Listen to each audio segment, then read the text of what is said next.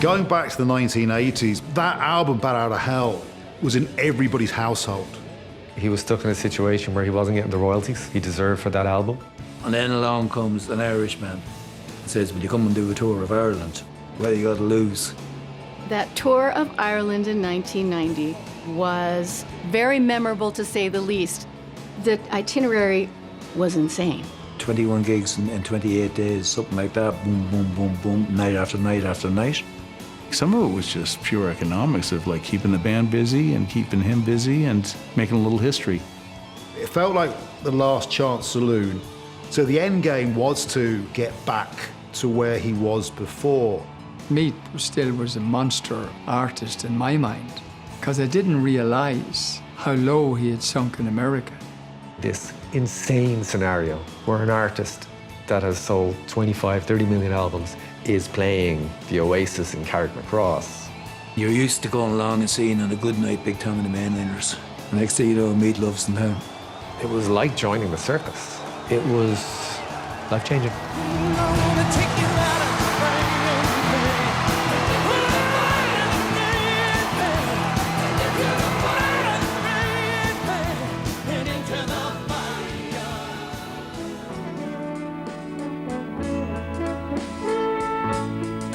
When you're lonely, when you're blue. When I was growing up, we had 2 albums in our house, and one of them, my father won it in a golf competition, and it was the Swarbriggs. And I used to play that the whole time. I know all the words of those songs.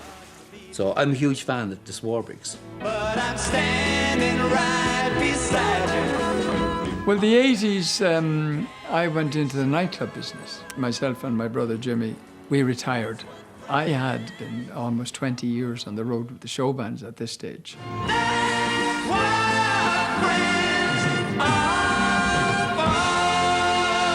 There was something about Tommy Swarber being the perfect promoter for those shows. For 24 years I've been living next door to Alice. I was bringing major acts in for quite a while, since 1980.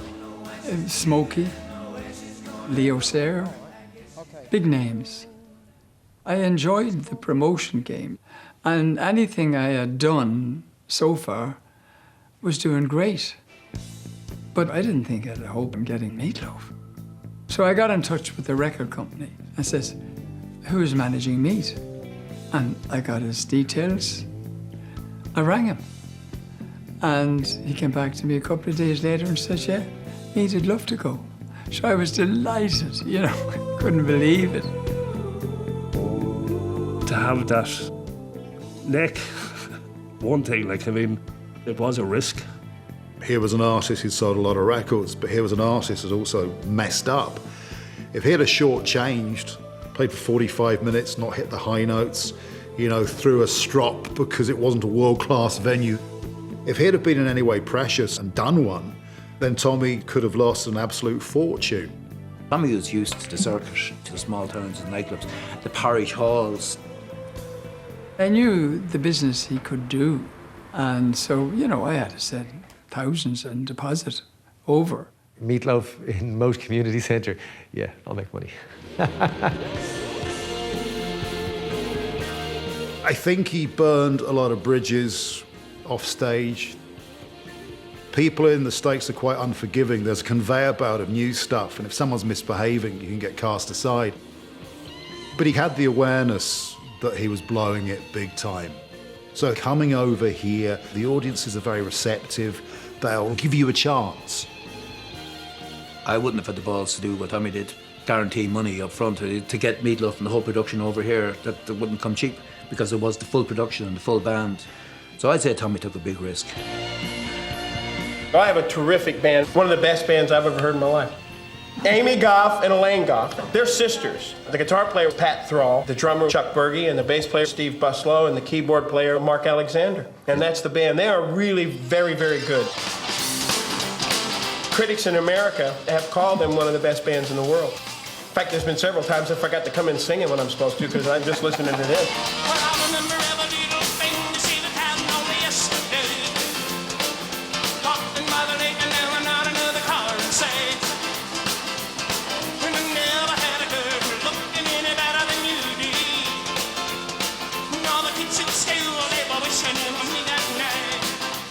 My sister and I were living in Germany, making money singing for Boney M and for a whole bunch of different popular bands. Hit the road, Jack. Don't you come back. More, no, more, no, more, no, more. And then one day, Meatloaf came and he decided that he was going to record his new album, Blind Before I Stop, and he needed background vocalists. And that's how we met him. And as soon as he saw us sing, he asked us, "Do you guys ever tour?" We were like, "Sure." Yeah, we do. Yeah, we totally do, yeah. I mean, his voice is unparalleled, right? So when we got offered the gig, I couldn't think of another band in that moment in time that I'd rather join. On the vocals, Margaret Elaine Goff. The music was so lush and so vibrant and so theatrical and so fun to sing.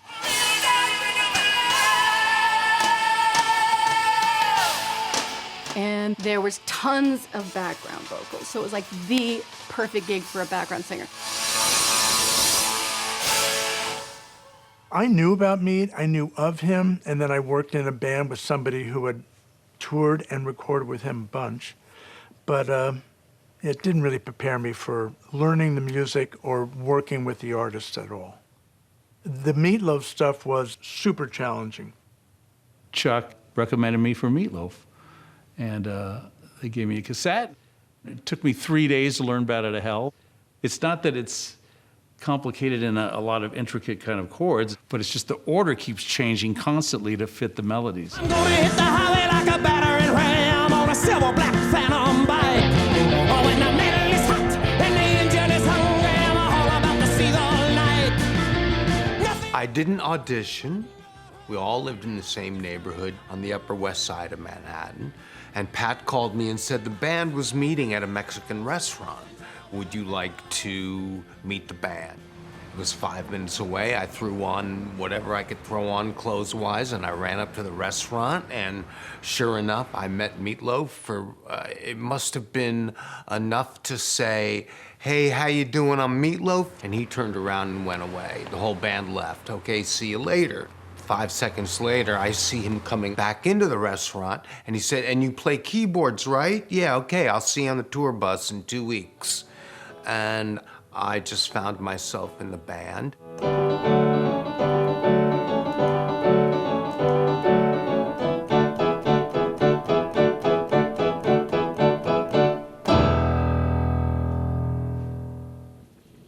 When I came on board, we were a hard-working rock band, touring with one tour bus and taking just about any gig we could get. I was working in the New York area with local bands. I got a call one day. My first question was, is he still around? And he had been, pretty much out of this picture as far as anything that I was aware of. And because after Bat Out of Hell, he kind of disappeared.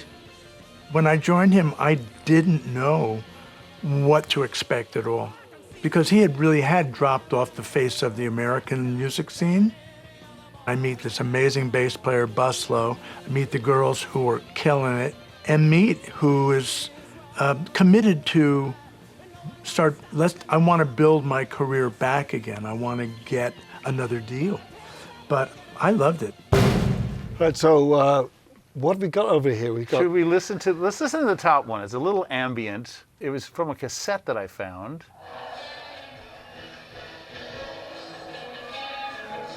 I think it's a Walkman. I think so too. Because that's all you could sneak in. Yeah, exactly. It was the bootlegger's dream machine. Some of the venues were really small.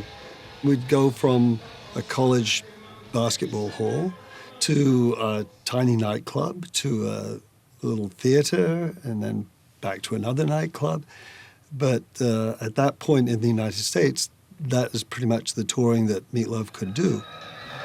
He was driving this ship, though, man. His energy, remember, was incredible, man. At one point, we were doing 3-hour shows. Oh, yeah, I think it was average was about 3:05 for a while. That's right. When I started with him, when we were playing these clubs in the colleges and stuff, we were out trying to, win the world. I mean, we were going into battle every night. That's amazing. We couldn't do that years later. No.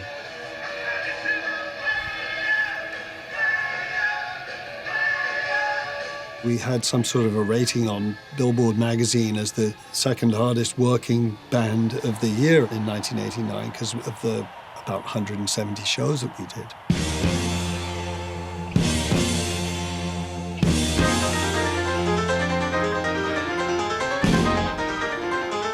I know we all miss weddings, funerals. We worked relentlessly, enjoying helping him rebuild an awareness of his greatness. My sister and I, we were naive. We were brought up in an Air Force family and we did a lot of traveling, but we were kind of sheltered, I feel. We were just like, all right, they're hiring us to do this. Where are we going now? We're going to Ireland. Okay, fine. It was very interesting to get this Irish itinerary and see that we were going to play places we've never even heard of before and never played with any other band before. That's just going to be interesting.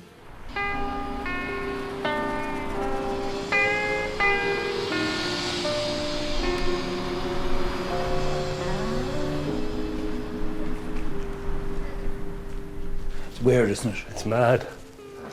This is like walking back in the doorway in the main hotel here in the 90s. And all the lights would be on, that place would be full. Oh, the bar would be Bar would be buzzing. hopping. And that place would be full. Even here, even coming through here, like, this is a big place in its time. Look at this. A tour like Meat Loaf coming to town, that was a huge deal. But it was only the likes of Tommy that was putting on these sort of gigs. Yeah. He had a great knack of finding bands that had been big, had lots of hits, and hadn't been heard for in a while, that were willing to come and tour around the country to the smaller venues. It's mad seeing it again. Brings back so many memories. We used to run a country dance. Yeah, the country dance. Yeah, and a for Sunday night. for the country people.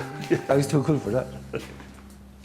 There was talk about Meat Loaf, that Tommy was going to do Meat Loaf. I couldn't believe it. Like seriously, Meat Loaf. I went to Tommy and I asked Tommy for a job and I'd work for free. No problem. I'll do whatever. Just, can I have a job in this one? Every town in the country has something like this. Not just every town. Almost like every village had a place. Some of them were in this state when we played them. Jeez. I'm telling Tommy you said that. Myself and Marty used to mainly do the door, look after the tickets, and it was just an exciting time because you didn't have many bands like that coming from England or America down the country, the smaller venues. It's mad looking at it now. Yeah. Miss places like this. Coming over to Ireland, right? And then seeing this, and your Meat Loaf. That or hell and everything, and million sellers. And all of a sudden you're staying in places like this, and you're playing in places like this, and the tour must have been a bit weird for him. Must have been.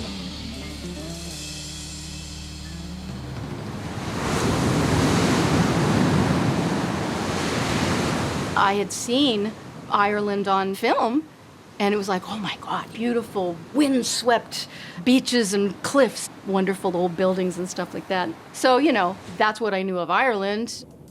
My father's side of the family was Irish.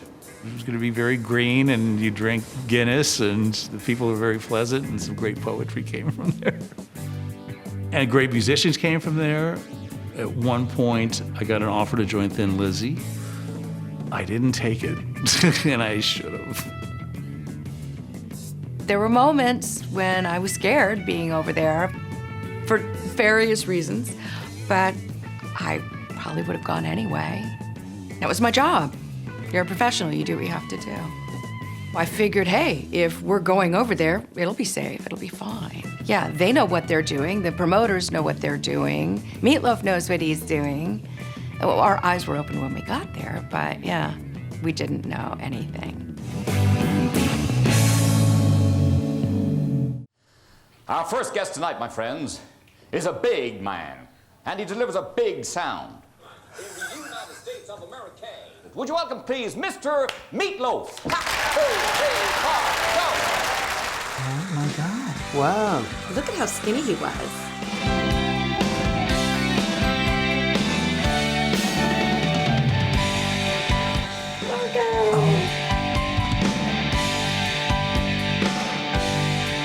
It was a hot summer night and the beach was burning, fog crawling over the sand. The first thing you did was get the Late Late, and of course, the Late Late were delighted to get them because they were international artists. The band, gee, if you want to hear the band, Pat Thrall on lead guitar, they were the greatest, you know. Oh, there's Pat. Deep Pat. Sounds really good. No, there's not another moment, not another moment, not another moment to waste. That was really special. It just reminded me of how good we were and how good he was then. Yeah. Sounds great. Yeah, he sounds amazing. Trying to speak, but no matter what I do, just can't seem to make it sound. So this was broadcast before the actual tour or at the beginning. No wonder people came. And he's just singing his ass off. Oh my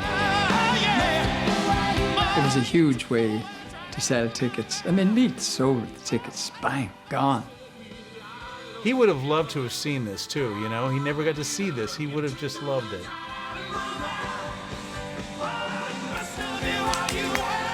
That was it, yeah, yes. Wow. Do you know this guy is in the stadium tomorrow, and he is booked out to capacity, and then he starts around the country? Listen, how much traveling do you do? I was home for 19 days in 1989. 19 days? Yeah, we did. So that means we were home for 19 days in 1989. Absolutely. That was a hard-working year, man. Oh my God. Yes, sir, I want to hear from you. It's true, Mervyn, that your Better of Hell album. Who? Your Better of Hell. No, wait, whoa, back up. Who did you say? Mervyn. Marvin. Who's that? That Mervyn Lee's your name, isn't it? No, my name's Meat. So say Meat. Meat. Stand up and say Meat. it. Stand up and say it. Really loud. Meat! Yes, that's it! Well, I would like to say it's great to see one of the best rock and roll bands in the world toured in Ireland and coming bringing their music to their fans around the country. Well, we're happy to be here. I got news for you. But not like... Oh my God, he was so good. I know, he's adorable. Here's this whole crowd of very buttoned up people doing this, and he's like, he was never having that, you know? It's like, this is rock and roll. Who's the breadwinner? Who's the breadwinner? What do you mean, who's the breadwinner? The Meatloaf. See, it's a joke. It's a joke. I get it. I understand you have a problem with this Irish sense of humor, but I get it. It's like the happiest he had been. Yeah, he Really? was in And then we were he was talking in a about the great vibe. place. Popularity. That woman. But this isn't how he was when you're on the bus with him. He wasn't this. This was the persona, you know? And this is why we're doing so many dates in Ireland. They'll always ask this question, where do you think the best audiences in the world are? And I look at them, and without hesitation, I always say Ireland. Have the people in Ireland got the power, y'all? Have you got the power? Let me hear you say power! Let me hear you say power! Yeah, he's getting them going. Everybody raise your left hand! Yes, I love Ireland, yes! He just goes, huh? He's wailing. Well done. Good to see you. All right, thank you. Meatloaf. Stand up and say it. Stand up and say it. Meatloaf. Everybody up! Get up! Wow. That was great, right? Wow. Rock and roll is here to stay. It will never die. It was meant to be that way. No, I don't know why. There was a roller disco in Dunleary called the Top Hat, and I used to go there as a kid. And then at that time, they used to have gigs. Rock and roll will always be our ticket to the end. We'll go down history. Just wait, my friend. When I was like 15, 16, I was in a bit of trouble, and I was trying to keep myself on the straight and narrow. And one of the things I needed to do very, very badly was get a job and earn some money. And then a friend of mine said I could get some work like doing something like scaffolding. Didn't really explain what it was. And it turned out to be building stages for the bands that were going to come in and play.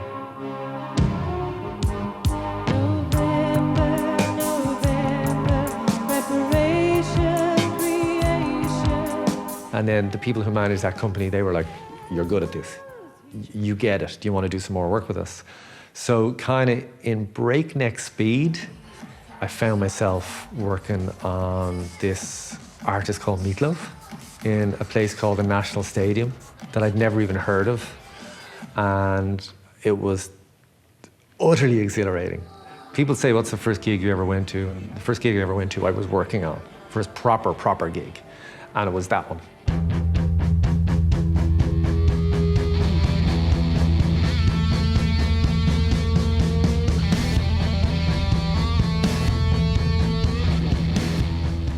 It's very nostalgic. It looks great. It hasn't changed a bit, actually. Yeah. I thought there was a balcony. Oh, there is a balcony, yeah. There's a bit of a balcony on it as well, yeah. This was the only seated gig we did. All the others were standing around in ballrooms, because that was all that was available at the time. I always wanted to go to the National Stadium, and then here we are, Meat Loaf. It sold out in days. Literally, put it on sale, bang, gone. The lights were at the door then, so it was a question of communication, and the communication failed. He turned down the lights too early, and so what happened when the lights go down, everything goes down. I went out and announced it, and because the whole thing had sort of dropped, there wasn't a huge reaction, you know. And I just said, as a joke, I still remember it vividly, laughing, bunch of stiffs, Meat, but you get him going. What? No one's gonna sit down while Meat goes on stage. I'll soon bat him up. And he storms straight out, storms onto the front of the stage, and straight off the stage. He was gone. It was higher than this, I can tell you. Meat disappeared fast. Stunned silence. The heart was pumping. I thought Meat was gone to heaven. Then one arm, two arms, and the place thinks it's part of the show and goes mental. You know, what a great start. But the poor devil was shook. But he did a gig, and he was brilliant. But he was black and blue and battered. Every Saturday night, I felt the fever grow. You know what it's like, all wrapped up but no place to go. He was in terrible pain right through the show, never faltered. We brought him to hospital afterwards, and they kept him in overnight. Anyway, all was well in the end. I didn't know the songs, didn't know the artist. I didn't realize how famous he was, but it was wild. It was absolutely wild. It was sweaty, and it was this big American dude with these crazy clothes jumping all over the stage, and it was that Meat Loaf gig, That led to the next Meatloaf gig. That led to, will you do the rest of the tour? To me then being on my own, 16 years of age, the youngest person on the tour. I will never forget it. So many years later, and I've done a lot of things in the music industry since then, and nothing is like seeing Meatloaf in like a parish hall or a hotel function room in Ireland. I was a stay-at-home housewife, and I would put on Bat Out of Hell full blast to get the energy to do the housework.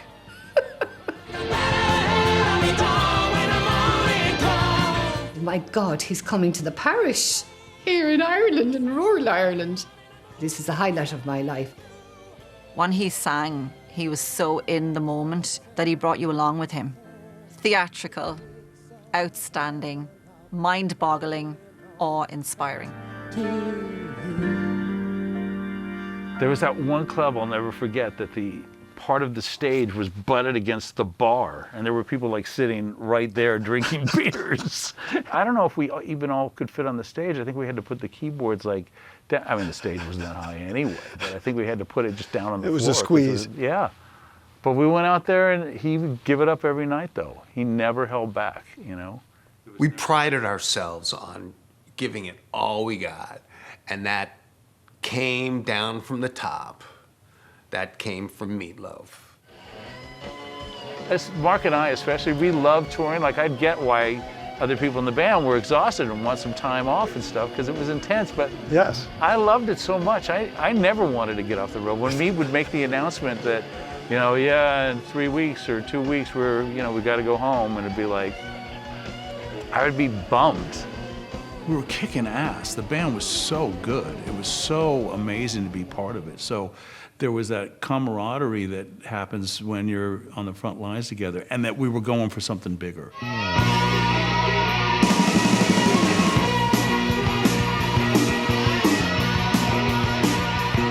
We went to New York to rehearse for the tour, like full-on tour, and when Elaine and I first walked in, there was a drum set there that looked like a spaceship had landed on the stage. And that's when I first met Chuck.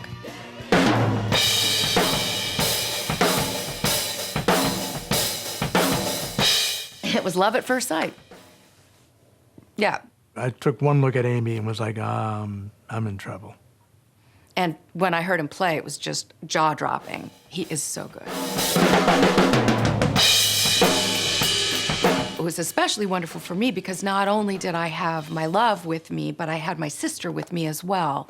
So, I mean, I don't know that I would have ever been brave enough to even attempt being in the music business if I hadn't had my little sister to hold my hand. We were a team. You know, we were like this unstoppable force that was there for him no matter what.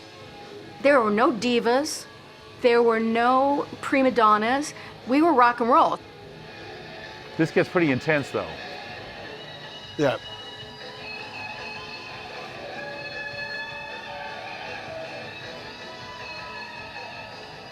There's some energy going on there. And this Opening is just song. The first song of a 3-hour show. Yeah, and we're just blowing it completely out to start off with.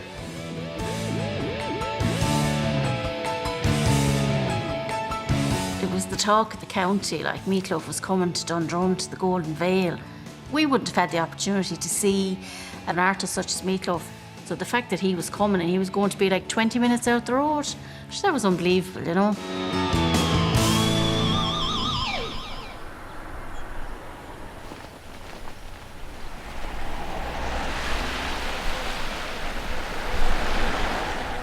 I started working in the Golden Veil Christmas in 1985. I would have been just gone 15. Really busy, really nice place to work. Gina Del Hayes and the Champions, Joe Dolan, Johnny Logan, Linda Martin and Chips as well. Used to draw a crowd.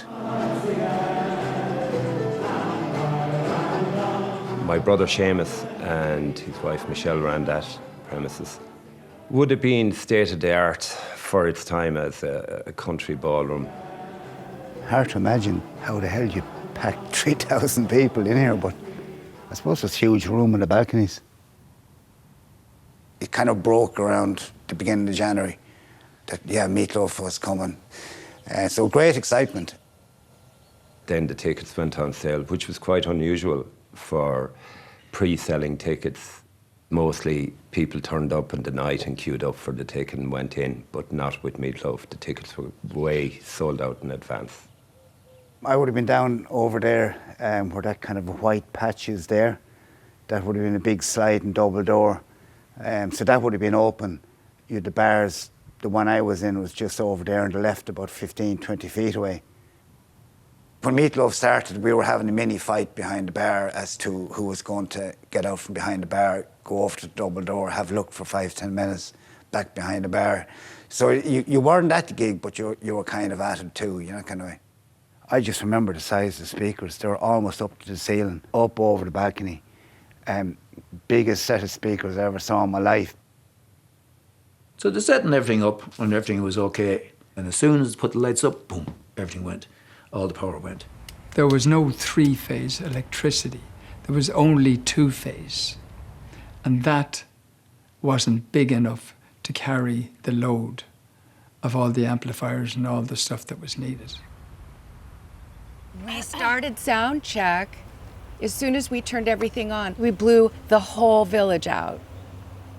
Boom, everything went dark. Is that the one where you brought in the generator? Yeah, they finally brought in a generator. After the gig we was had supposed to sound have check started. at like 6:30. We I never remember got we- onto stage until 10:30 at night. I remember we tried running an extension cord from the bus. Oh, From the bus. From the bus. The bus which Was had a that- generator. Which had a generator. Could you imagine, And- like, and then yeah. we blow the bus, and then we get And now to we're the not- next now we're Yeah, starting. right. Mrs. Hegarty up the road couldn't boil the kettle. If she boiled the kettle, that's it. Gig gone.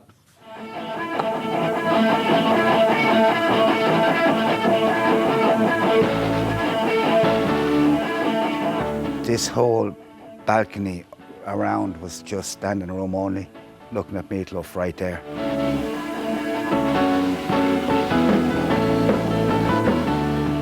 At one stage, I looked across and I could see this guy, and he literally stood up on the balcony, top tied around his waist, launched himself down onto the crowd. And I remember thinking, oh my God, this fella's going to get killed, or he's going to kill someone else. But no, the crowd was so packed in that he only bounced off them. High on life, I'm sure he was. Meat Loaf was very theatrical, owned the stage, singing every word. It was the last song he was ever going to sing in his life. Just such a showman, you know, a proper rock frontman. That's what you think when you're looking at him. Motorbike on the stage. Band were electrifying. The backup singers were amazing. The foundations were shaken. You'd come in here and you'd look around and you'd think, Jesus, these balconies better be made of good stuff, because you could almost see them going up and down. It kind of shook under them. I'd say they heard it down in Anacarty, 3 miles away. I was the head chef down in Dundrum House. We expected Meat Loaf to come down for breakfast. He finally appeared down at around 2:30, and he tucked in to a bowl of soup, and he liked it. It was broccoli and with a crushed almond cream, I remember. He looked for the chef, so I went out and met him. He gave me a lovely signed photograph and thanked me very much for his experience at the table, but he fairly cleaned off everything, I can tell you that. He did dessert and a few coffees and that, but he was just such a humble, nice man and very warm. He was such a lovely guy. Never had a crossword with him. The only time I ever saw him lose the cool was in Carrickmacross. Yeah, that was a scary gig. That was frightening.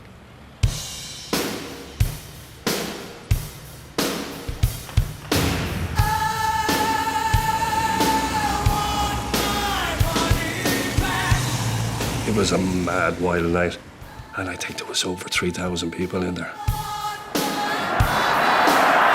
Bonnie came and so the place was heaving. They'd never seen bands like this down Carrickmacross, and they were a bit exuberant, to say the least.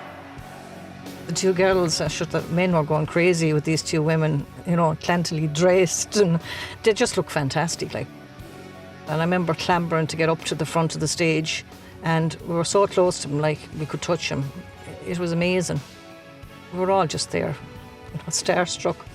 You just felt you were in the presence of something great. This reminds me of Carrick Cross. Yeah. Same sort of stage, only... The same height. Same height, but ceiling was lower. The Oasis was 5 times the size of this place. Massive, with the same layout. So if you were standing there in the middle of the crowd and you were looking up at the stage, you might just see the top of Meatloaf's head, you know? You have to pay any money to get in. So the crowd are getting pissed off. Meat started freaking out, like, what's going on? Come on, what are you guys doing? You gotta move back. I remember saying, you gotta move back, you gotta move back. You're hurting other people, come on, you guys. And it just got more and more crazy. Young fellas were going around with bottles of beer, and suddenly someone got the bright idea they would spray Meat. He said, "You do that again, I'm gonna come down there and I'm gonna beat you, blah, blah, blah, blah." And the security guy was exactly as you were right now. He didn't move one bit. He was looking up at the stage and looking at Meatloaf the whole time, and he wasn't looking at the crowd. Another bottle of beer sprayed at Meat. He jumps off the stage. "You asshole, you ain't doing your job, man." And I could see him, and he drew his arm back like that, and I was going, oh shit, he's going to hit Meatloaf. And he went like that to hit Meatloaf. And Meatloaf was there, and I was pushing him back up the stage, and he swung and boom, he hit me like that. Yeah, I just remember you coming out with blood everywhere. You hit the speakers. That poor guy, oh my God. Yeah, so talk about dedication. We got Meat back on the stage. The show went on, and poor Marty had a broken nose at it. Saved the day, man. Took the punch for Meatloaf. Just at the end of the night, it was just like, oh, nobody's dead. Or it was so edgy. It was so edgy.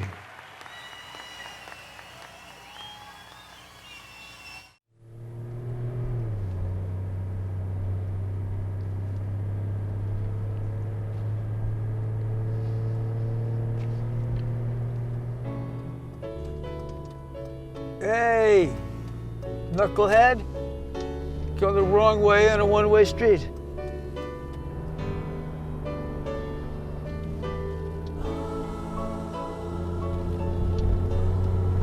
This road seems smaller than I remember it.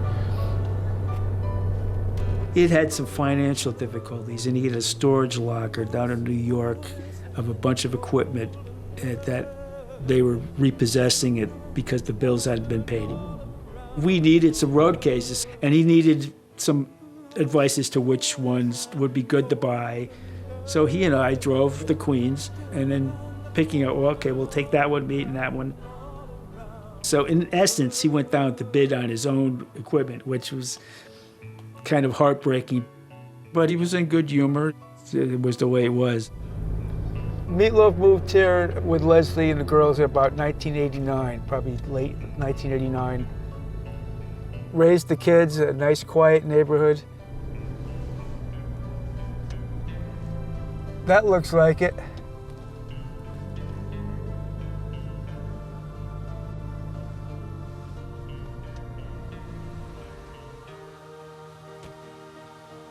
But I definitely remember the stone wall and the driveway just kind of veering in, right into the garage. They were just wonderful neighbors. They were good neighbors. You know? You'd never think he was a hot rock star. Yeah, never. You know, he didn't give that impression. He had some problems, and when he moved here, we said he's moving into the poor neighborhood. I was working in the yard. He came by and introduced himself. He says, "I'm your new neighbor, I'm Meatloaf." I said, "I'm Tom Kelly." He says, "You don't know who I am?" I says, "You're Meatloaf." I didn't know who he was. I never heard of Meatloaf before. He was just a nice person. Assistant coach at the girls softball at the high school. At the elementary school. No, at the high school. Oh, it was high school, high sorry. school. And for Christmas, he would play the piano and sing Christmas songs. And yeah, and he was a nice in the family neighborhood man. was He was a good invited, family man. You know, which was really nice. Yeah. Been a lot of years. During that whole period, the first few years that I worked with him, I never saw him drink anything. He was very disciplined. we'd play a show, and you're amped up after a show. You need to get rid of some of that adrenaline. And he'd go up to his room and he'd play his computer golf or computer football or computer baseball, whatever, and be happy. And that was his wind down. And we'd be out running around in the clubs getting crazy. And he didn't participate in any of that,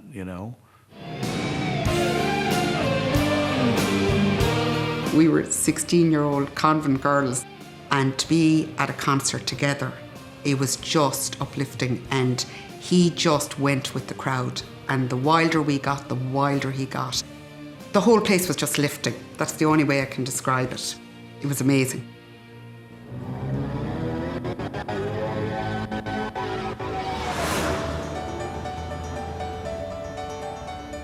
Oh, wow.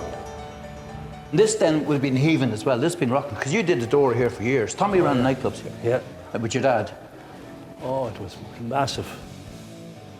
What was the name of this disco, this nightclub? The Planet. The Planet? Yeah. Yeah. Wait a minute. I remember when the girls came to the nightclub that night. Yeah, they were gobsmacked. That was the best club ever. I had so much fun. Great dance floor, great vibe, gorgeous lighting. That was cool. And I fancied you won. Which one was it, Elaine? Elaine. You kept on letting me go out and ask her to dance, and I wouldn't ask her to dance, I was too shy. And then eventually I was just nearly got brave enough to go out and ask her, and I was just going to go over and ask her, and she was there. Next thing, this big local fella, big GA head, and a big strong fella, big Hardy Hoare, walked straight up to her and asked her to dance. And she went out and she danced with him. I remember him. He was really good looking and charming and delightful and everything. It was like, oh, dang, gotta go. See you next time. Missed your moment. Missed my moment? Yeah. Heartbroken. I was in a mess. I think I probably drank too much after that. And I thought we'd be so cool because we were hanging out with Meatloaf people here in Ballinasloe in the nightclub. They'd be so cool that there'd be no problem getting the shift. Yeah. Oh, man. I was always professional. You were working? Oh, yeah.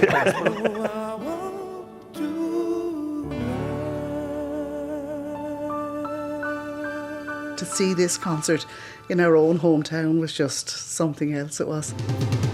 It was just the most fantastic night of song, freedom, youth. It really was just something huge for the time, absolutely huge. Then you get to Belfast, and honestly, totally different vibe altogether.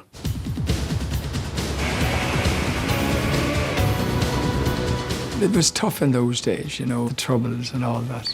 We thought nothing of it, but they got quite a shock. A lot of bands just would not go to the north. Belfast was routinely bypassed, especially by American acts who probably didn't get the nuance or want the nuance. It was just a war zone.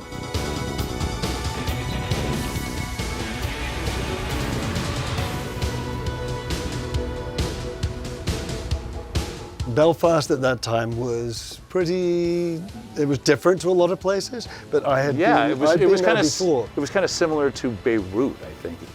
A bit, yeah. I mean, it was a war zone, right? I mean, there was a lot of heavy stuff going on, and when we pulled into the city center, I just remember, all the soldiers ready for action. They're like, "Oh, okay, who's this? What's this going? Why is there this bus full of people moving?" And just the guns being pointed at us was like, okay. Sandbags and machine guns and guards and looking around at the other band members going, oh man, this is really scary. I didn't want to get off the bus. And I thought to myself, what are we doing here? Why are we actually here? This is crazy. This is insane.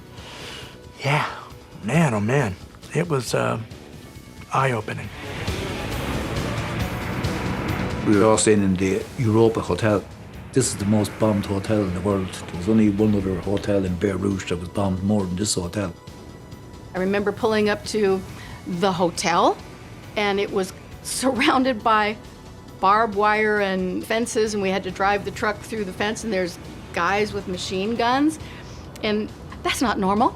You know, no, we have not done a gig like that before, for sure. There was a nervousness. You could feel it. You could definitely feel it. If anyone wanted to make an issue or make a big statement as well, blowing up Ulster Hall, Meat Loaf in it, you would have got worldwide press with that one. But then when the show kicked off, that was all forgotten.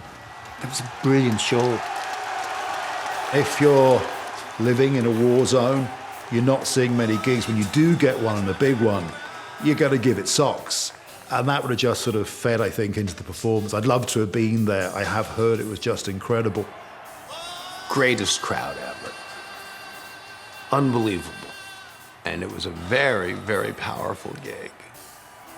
They were so ready to have fun. They were so into it. And they were all singing every word.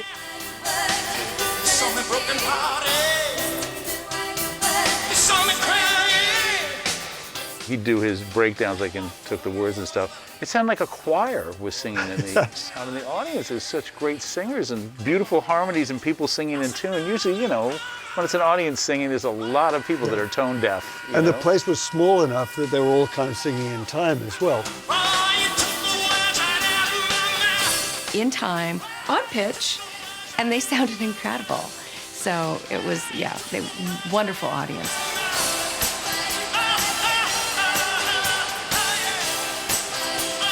It was amazing. It was unforgettable, really.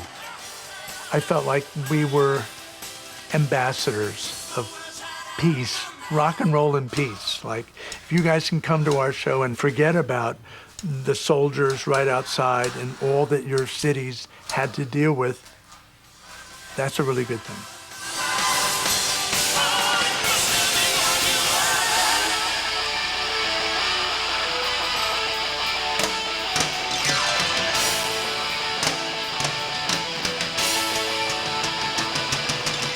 It was every young fella's dream to be part of a big rock and roll tour, and me and Marty had a ball. As that raw 16-year-old, I grabbed the opportunity. It turned my life around. And here I am, all these years later, worked for the top bands in the music industry, and it's where it started. It's kind of like a fairy tale.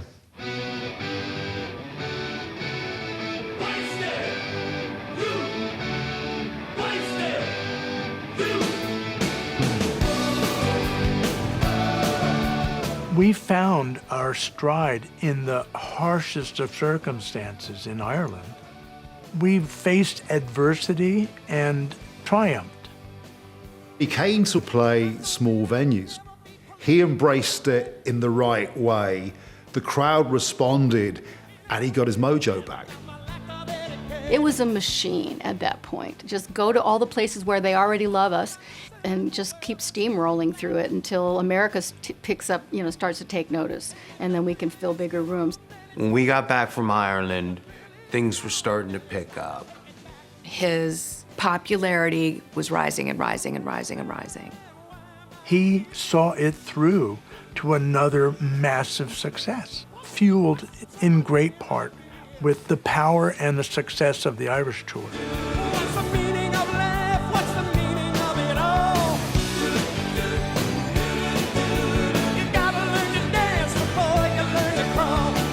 It was great to be part of that, you know, and then getting a record deal due to those performances. Record company people coming out and seeing what he was doing live was like, oh no, this guy's a force again.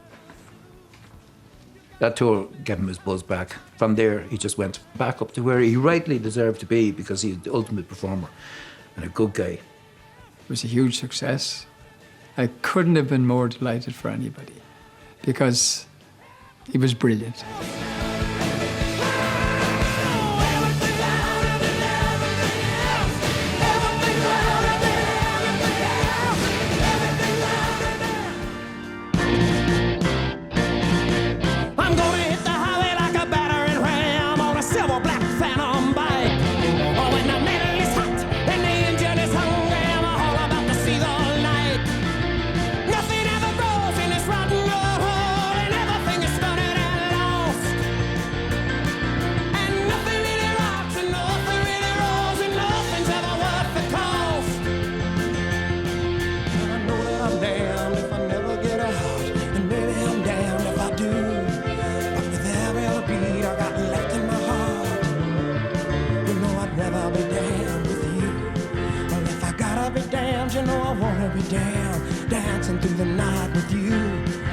If I gotta